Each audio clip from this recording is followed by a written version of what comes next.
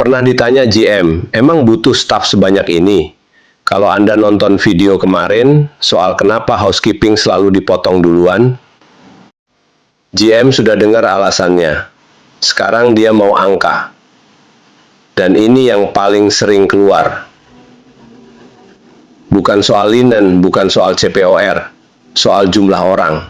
Kalau jawaban Anda cukup kok Pak, kita sudah pas-pasan, rapat itu selesai dengan GM yang masih ragu.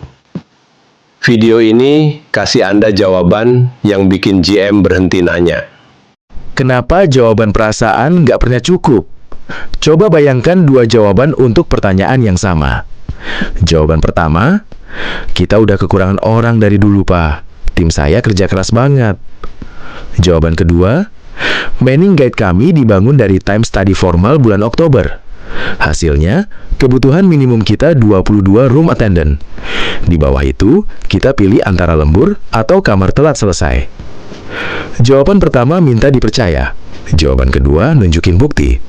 GM di ruangan itu nggak kenal tim Anda kerja keras atau enggak. Yang dia kenal cuma angka di depannya.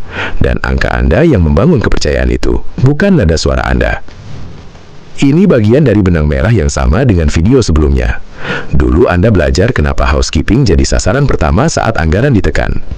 Sekarang Anda pegang alat buat mempertahankan posisi itu dengan angka, bukan dengan argumen emosional.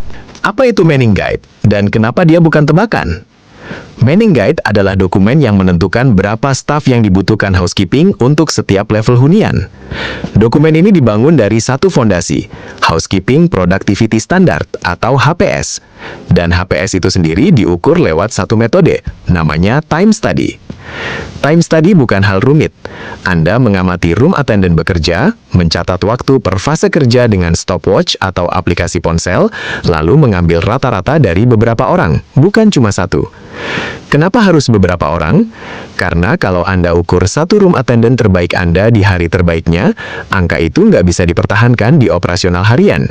Sebaliknya, kalau Anda ukur yang paling lambat, Anda bikin standar yang terlalu longgar. Rata-rata dari beberapa orang di kondisi normal, itu yang menghasilkan angka yang bisa dipertanggungjawabkan di depan GM. Angka yang dipakai di contoh buku. Di time study bulan Oktober, tim mengobservasi 6 room attendant di 14 kamar berbeda. Hasilnya, 46 menit untuk satu kamar deluxe check-out dalam kondisi operasional normal. Bukan hari tersibuk, bukan hari paling santai.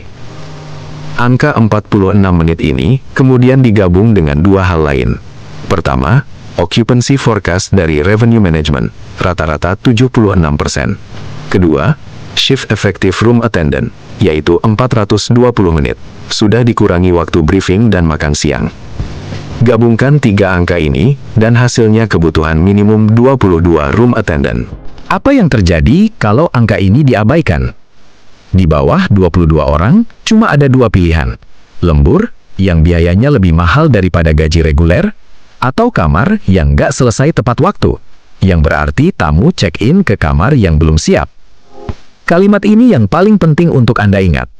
GM nggak pernah menolak angka yang jelas konsekuensinya. Yang dia tolak adalah permintaan tambahan staf tanpa penjelasan kenapa. Cara menyusun jawaban di ruang rapat. Kalau Anda mau pakai pola ini untuk hotel Anda sendiri, susunannya begini. Sebutkan sumber standarnya, time study, dan kapan dilakukan. Sebutkan hasil pengukurannya, waktu per kamar.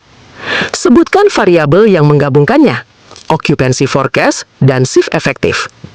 Tutup dengan konsekuensi kalau angka itu nggak dipenuhi. 4 bagian ini yang mengubah jawaban Anda dari defensif jadi terstruktur. GM yang tadinya menguji Anda, sekarang justru dapat alasan konkret untuk menyetujui anggaran itu. Kalau Anda nonton sampai sini, kemungkinan besar Anda sedang mikirin satu hal. Angka 22 orang ini dari contoh di buku. Punya saya berapa?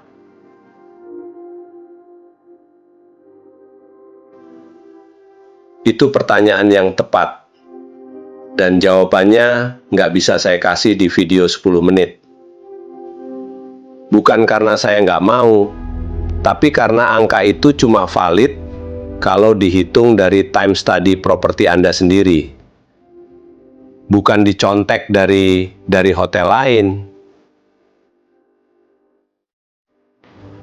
Di e-book Kuasai Budget Housekeeping, ada satu bab penuh yang isinya cara merancang sesi time study sendiri, dari persiapan sebelum pengukuran, lembar rekam per fase kerja, sampai cara analisis datanya. Sampai cara menghitung allowance, supaya angka rata-rata Anda nggak langsung dijadikan standar mentah-mentah.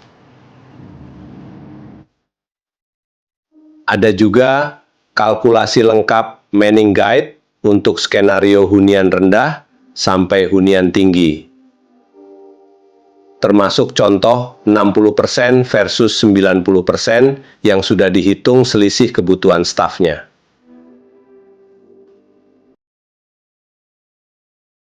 Yang Anda dapat bukan cuma angka, contoh seperti di video ini.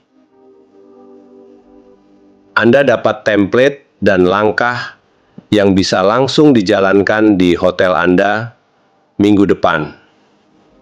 Supaya pas GM tanya lagi, jawaban Anda dari angka Anda sendiri, bukan dari angka buku. Link e-booknya ada di deskripsi, https://link.id/warko TikTok Shop. Pertanyaan emang butuh segitu banyak staf akan terus selama Anda kerja di housekeeping. Bedanya sekarang, Anda punya jawaban yang dibangun dari pengukuran bukan dari perasaan. Video berikutnya kita bahas topik lain dari pilar yang sama, KPI yang dibaca GM. Kalau Anda belum subscribe, ini saat Anda nggak ketinggalan pola jawaban untuk 11 pertanyaan sulit lainnya yang juga sering muncul di rapat anggaran. Sampai video berikutnya.